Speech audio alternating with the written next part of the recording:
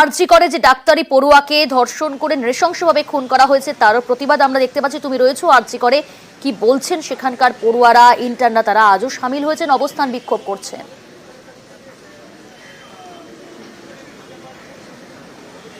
প্রিয়াঙ্কা, গতকাল যে ছবি দেখা গেছিল সেই ছবি না দেখা গেলেও আজকে বেলা গড়াতেই দেখা যাচ্ছে যে আরজিকর হাসপাতালে এখানে এই ইন্টার্নরা এবং জুনিয়র ডাক্তারদের একাংশ তারা এখানে অবস্থান বিক্ষোভ এবং দেখতে পাচ্ছেন যে পোস্টারিং, এখানে তারা পোস্টার লিখছেন এবং তারা এখানে আন্দোলনে সামিল হচ্ছেন।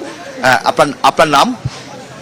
আমার নাম অয়নকান্তি বালা। আজকেও আপনারা কি এই প্রতিবাদ জারি রাখছেন? অবশ্যই, কালকে গত দুদিন ধরে আন্দোলন চলছে এবং আজকেও জারি আছে, ভবিষ্যতে আন্দোলন চলবে। যতক্ষণ পর্যন্ত না উপযুক্তের দোষীদের প্রপার শাস্তি হচ্ছে ততক্ষণ পর্যন্ত আন্দোলন চলবে। কর্মবিরতি কি অব্যাহত? হ্যাঁ, কর্মবিরতি অব্যাহত রয়েছে। এবং দেখতে পাচ্ছ প্রিয়াঙ্কা যে আরো মানুষ মানে এখানে এই প্রতিবাদ বিক্ষোভে সামিল হয়েছে। আমরা কথা বলার চেষ্টা করব একবার। আপনার নাম? আমি মিলিয়া খাতুন, আমি এই হাসপাতাল থেকে বিএসসি নার্সিং পাস আউট। তো আপনারা কি আজকেও প্রতিবাদ জারি রাখছেন? একদমই তাই। কেন? একজন তো গ্রেফতার হয়েছে এই ঘটনার সঙ্গে সরাসরি যুক্ত থাকার অভিযোগে। দেখুন, আমাদের দাবি ছিল যে পোস্টমর্টম রিপোর্টটা বের করতে হবে, অফিসিয়াল পোস্টমর্টম রিপোর্ট বের করা, সেটা হয়নি।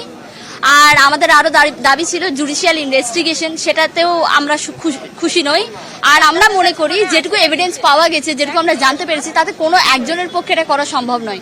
সুতরাং এই সমস্তটার জুডিশিয়াল ইনকোয়ারি আমরা ভালোভাবে চাইছি আর কি, নিরপেক্ষ জুডিশিয়াল ইনকোয়ারি। এবং এইভাবেই বলা যেতে পারে যে কর্মবিরতি যেমন ভাবে চলছে তেমন ভাবেই এখানে ছাত্রদের এবং জুনিয়র ডাক্তারদের একাংশ তারা আজকেও আন্দোলন বজায় রেখেছে এবং এখানে আরজিকর হাসপাতালের জরুরি বিভাগের সামনে তারা এখানে অবস্থান বিক্ষোভে সামিল হয়েছে। প্রিয়াঙ্কা, ধন্যবাদ।